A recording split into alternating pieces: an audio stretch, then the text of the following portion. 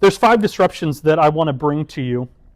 And again, it's going to sound negative. I'm going to pile on a lot of scary stuff. I think I scared Karen and Lee at dinner last night over just some of the things that are kind of happening in this space. This is coming from someone who is pro-AI. But even being pro-AI does not mean that we should pretend like there's not real challenges coming down the pipeline. And so be aware of that. The first thing that I want to bring to you is shallow thinking and loss of discernment. This is the handicap of AI. This is the over-relying on it and then losing the ability to think for ourselves. Spiritual and intellectual growth happens through struggle, right? When we're wrestling with the scriptures, when we're wrestling with interpersonal relationships. Relationships grow when there's tension, and then you come out the side of that conflict stronger and better. When we're just spoon-fed answers for everything in a moment, that's good, because then we have answers, but we didn't learn anything. In fact, there was a study done, and this is really small, and you won't be able to read a lot of this, but this is a easily available paper online. MIT did a study this year, in fact, where they had 3 different groups writing essays, and they basically hooked them up to EEGs and tracked brain activity through the process of writing essays. One group used ChatGPT, one group used Google Search, and the other used nothing. Shockingly, the ChatGPT group showed almost no brain activity during the entire process. Like, very minimal, enough to hit copy and paste, pretty much. And the group that used no technology had the highest level of brain activity. Also, what's interesting, the ChatGPT group, after writing the essays, couldn't even remember or recite the content found in their own essays. Because while they completed the task, and I love this quote from one of the workers, the task was executed, and you could say that it was efficient. This is speaking to the ChatGPT group. It was convenient, but as we show in the paper, you basically didn't integrate any of it into your memory networks. And so they accomplished the task, they produced something, but they didn't grow at all through the process. And so it's not hard to see as we translate that to our spiritual lives, if we're using ChatGPT to give us Bible answers, or to answer questions, or to develop, as pastors, to develop material, Bible studies, we can accomplish those things effectively and efficiently, faster than ever before, but we are not growing through that process. And so if we ask ourselves the fundamental question, does the Lord want us, and this is not just to pastors, this is to everybody, does God want us to just become more efficient in producing things? Or does He actually want to strengthen and grow us through producing these things? Those are 2 very different questions.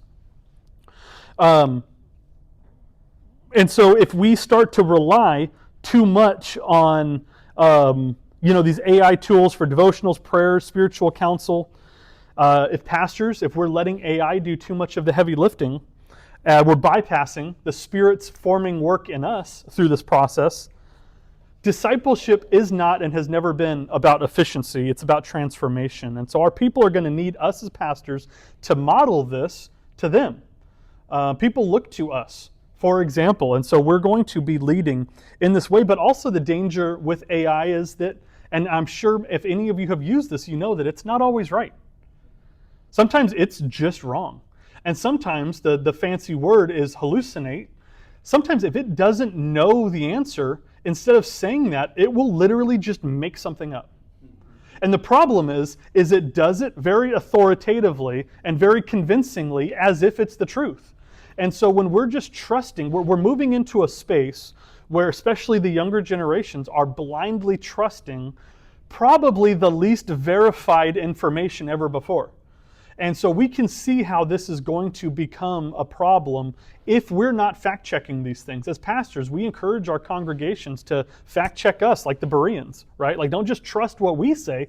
Go figure out if what I'm telling you is the truth. Like, we need to emphasize that even more than ever. If we're encouraging our congregations to fact-check us, they certainly need to be fact-checking AI. And so we need to be discerning is really the end conclusion there. We can use it as a tool. It's a great starting place. Again, and the technology is getting better and better each and every week, but we still need to be discerning. We need to be grounded in the Word, and we need to test everything. I wouldn't pull a book off the library shelf on a theological subject without reading it with a discerning lens, right? And so we need to do the same thing with anything that is produced. Never just copy and paste something from ChatGPT. You will eventually, and I've seen many stories this happening, it will, it will not help you in your growth, but it will embarrass you eventually. You will be found out. It is only a matter of time before it produces something that is not accurate, and you will get called on it. And so we need to make sure that we are doing the work of preparing ourselves and preaching only what we have studied and learned. Our second disruption is, and this doesn't get talked about enough, is the hyper-personalization versus true Christian community. One of the things that AI is extremely good at is cultivating or curating personalized content for you and only you. So it can take a lot of theoretical information and it can boil it down to something that really only matters to you. A great example, I don't know how to computer code. I couldn't write a line of code. I used AI and created an iPhone app. I was telling them at dinner last night, I don't even know how it works. It just is on my phone now somehow. And because I'd followed this instructions of how to publish it, and I don't know where it's being hosted, but it's an iPhone app, probably in China somewhere. But if they want to know my kids' homeschool attendance, I guess they can learn that. But so my wife was struggling with having attendance tracked for homeschooling the 3 kids, and it was getting too complex and different subjects. And so I went on, in 3 hours, developed an iPhone app that she can go on and just hit some buttons, and it calculates all of the days that she spent in all these different subjects, and it looks nice. It's like actually looks like something that I would have paid some money for. And that app on her phone means nothing to anyone else in the entire world except for her. That's the way that this technology is moving. We're going to have personally curated content that only matters to you, which again, that sounds awesome, right? That sounds like a good thing until it hits our spiritual lives, where it doesn't take long.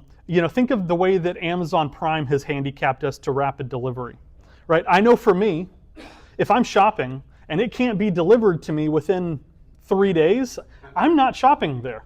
Right? I'm going to go somewhere else and I'm going to get it shipped to me faster. Right? I have been formed by that cultural norm of expedited delivery. Well, what's going to happen when our congregants are becoming, over this slow process over years of expecting everything to be curated for me? Then all of a sudden we're going to have somebody sitting in our pews and they're going to walk away dissatisfied from a sermon because it didn't really speak to my need. It didn't speak to my current situations, and I can go home and I can have AI curate a sermon for me that will speak exactly to my situation. How is that not better? And then all of a sudden, this is going to increase that consumer Christian mindset of, I'm here to take, I'm here for me, and if it's not for me, I'm not interested. But the problem is the church has never been about a personalized experience. It's about a shared formation of a group of people coming together, being impacted by people that we might not have ever chosen to be impacted by. The Lord often does not use the means that we would have chose for ourselves.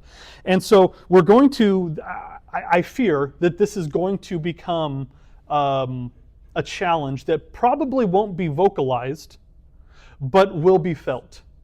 People are going to expect a custom curated Christian experience. And I think one of the challenges, and I would urge us as pastors to not give into this, the knee-jerk reaction is going to be, well, let's use this technology to begin curating some more personalized experiences for our congregants. And I fear that would be a mistake.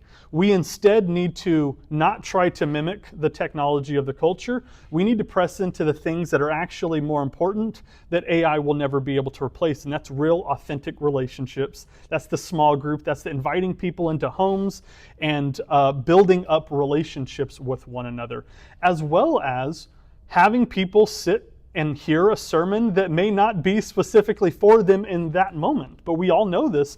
Sometimes the sermon of today impacts you 6 months from now. And so we need to be aware of that as we are moving forward with this technology.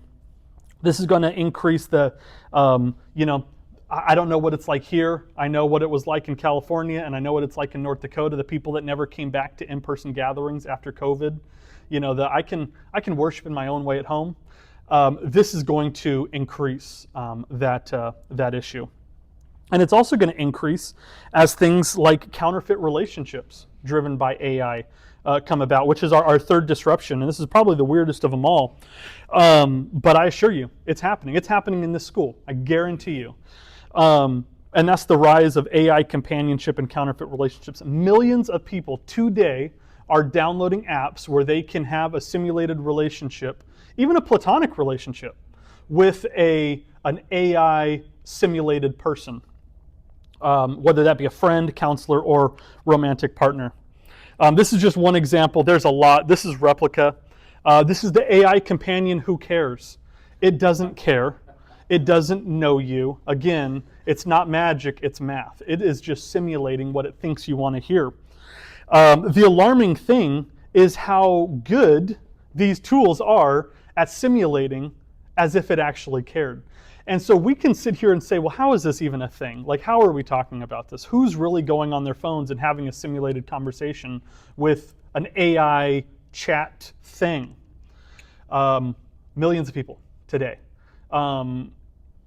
There's people who have all communicated that they have fallen in love with their AI entity. And it's not hard when we put ourselves in the mindset of a lonely, maybe late elementary, middle school, high school student, maybe socially awkward, maybe struggles to meet friends, gets bullied, gets picked on, puts themselves out there, gets rejected, comes home, and they could pull out their phone, and there's this person, right? This person who is always available, always perfectly responding, mirrors emotion, says what they want to hear, even encourages them. Right?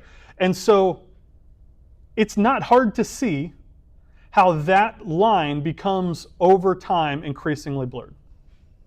And so where do we fit into that? And we're going to talk more about the responses in the second session, but I think it's important for us to think through Proverbs 27:17 as iron sharpens iron, so one person sharpens another. Real relationships stretch us and grow us. They sanctify us. AI doesn't sharpen. It doesn't grow us. It mimics, and it's just simulating these responses. It flatters and isolates. And this what starts as maybe even not sinful easily progresses into sin. And we're going to see that in our next disruption, as it is already being used to generate pornography, deep fake sexual content, and is just increasing already existing sins in a way that we can't really even explain. I will predict within the next 6 months, many of us pastors will begin having counseling sessions with married couples that are on the brink of divorce because one of the two of the spouses have been caught having inappropriate conversations with an AI chat. That's already happening, and it's happening more and more. And so it's as if we can already hear the excuse. It's not unfaithful. It's not a real person, right? Are we as pastors prepared for that conversation? I'm going to move on to our fourth disruption, because this ties right in, is just new avenues of sin. AI is opening up entirely new avenues of sin, and it's accelerating old ones. If we take pornography, for example, we're already facing a global epidemic when it comes to sexual immorality through media consumption. AI is going to absolutely pour gasoline on that. And we are going to experience sexual immorality through media consumption like we've never experienced before. One of the industries that is actually most nervous about the creation of generative AI is actually the adult film industry. Because now the question is not finding some content that I want to consume. You can create your own content. You can create your wildest fantasy and have it made just for you, Just think of the damage that that's going to do to our teens, that's going to do to adults, marriages. It's going to be a problem. And while they are putting out guardrails for these things, there is, and I shared with the group last night, there are ways around these guardrails. And as whenever a new guardrail comes up, someone's going to find a way to bypass it. Or you can run a lot of these programs natively on a very cheap computer without any guardrails. And so the cat's out of the bag. The technology's there, and governments are trying to figure out ways to enforce some of these things because there's not laws in place. There was some situations a year and a half ago with a bunch of really inappropriate AI-generated pictures of Taylor Swift that went out over Twitter. I don't know if you guys heard about that. And it was having to do with like the Kansas City Chiefs, and it was viral on Twitter. They knew who did it. He posted it from his account. He didn't break any laws. And so we are playing catch up with some of this stuff. But it's not even just, in fact, deepfake sexual content is a problem as well. There's students in Fargo, North Dakota right now who just got expelled and are fortunately, I mean, I don't say fortunately, but I'm glad that there's starting to be some laws in place, but they're actually getting charged with child pornography because these students took an innocent photo of a classmate and made some very sexual videos of this person, of this child, this girl, and it leaked out to other students. Just think of the trauma that creates in that young girl. Bad relationships that break up, and all of a sudden revenge is a whole new thing. The technology is getting so good, we are not going to be able to tell the difference between what is AI and what is not. In fact, I'm going to show a short, like 9-second clip I made in 30 seconds on my iPhone of, and this is using OpenAI's new video generation platform that just came out a week ago. I was invited to test it. This is Sam Altman, who's the CEO of OpenAI, which is ChatGPT, thanking all of you for coming to. I just want to thank all the pastors who came out for Pastors Day 2025. I hope today gave you new tools and insights to back your congregation to help them use this technology wisely. 30 seconds on my cell phone. This is going to be a talking point in every future political election. We are basically at the point where you're not going to know if something's real unless you physically witnessed it with your 2 eyes. And so we need to be prepared, because this is today on my cell phone. Imagine 5 years from now. And so this is a starting point to kind of just install a little bit of fear, so that way we can really press into this and continue to prepare ourselves and our congregations. We as pastors need to be ready to walk with victims of this. We need to be willing to call sin, sin, call abuse, abuse, because that is absolutely what it is. Scripture talks about, Proverbs 12:22 as it relates to deception and AI being used to perpetrate lies. The Lord detests lying lips, but he delights in people who are trustworthy. AI is making it easier than ever and more polished than ever to spread deceit and lies. And so we need to be prepared for that. And we certainly need to not participate in that. People are going to appear smarter than they really are. They're going to. And until you have a conversation with them and realize, oh, you actually don't know anything. You don't know anything about the subject. And so plagiarism is, our integrity can easily be called into question. I spoke a little bit with the school because I was just curious. I kind of deal with this more in the church settings, and so I really focus more on like pastoral plagiarism and like pastors using AI to write their next book and publish it, or to write their next sermon and pass it off as their own, and all these different things. But it's happening in schools. We're basically at the point where I've seen a lot of schools that are like handwritten only. We're back to writing essays with pencil and paper in front of the teacher. And so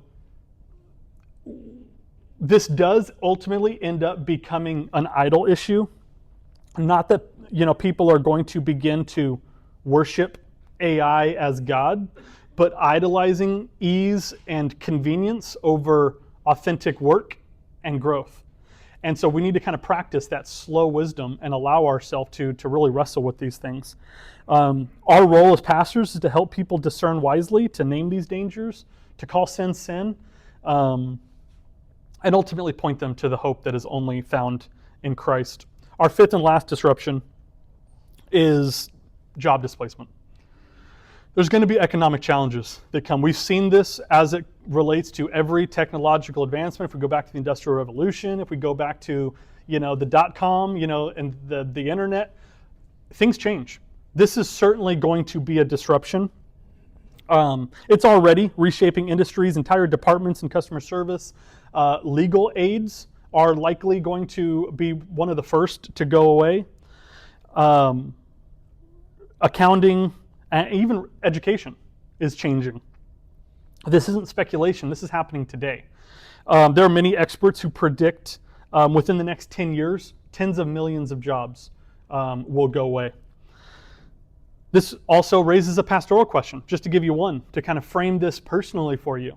How long before maybe a board member of your church approaches you and says, should we really be spending money on salaries for administrative staff?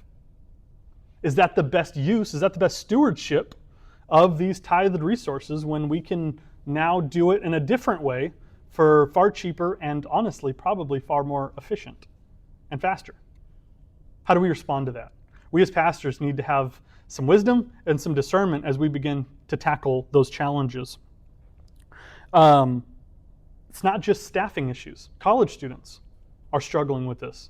There's college students today dropping out of college out of fear because the very job or career that they're pursuing may not be there in 5 years. How do we counsel our students when the very market and the field underneath their feet is shifting?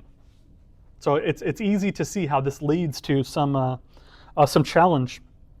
And I'll just give another prediction here. This is a personal prediction. I'll take full responsibility for it.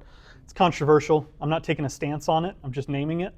I predict, because of these job displacements, within the next decade, within the next 10 years, probably honestly sooner, we're going to start seeing very real conversations about the implementation of some form of universal basic income.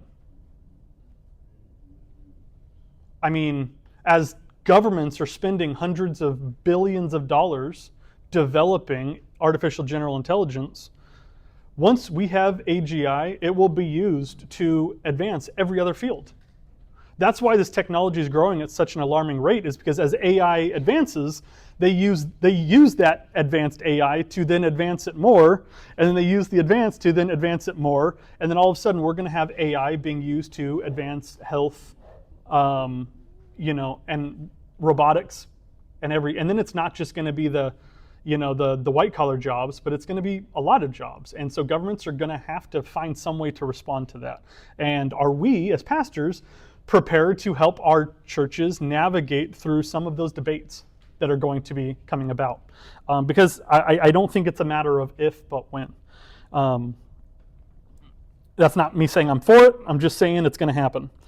So ultimately, when it comes to jobs and career and job displacement, we need to be equipping our congregants to hold their jobs with an open hand.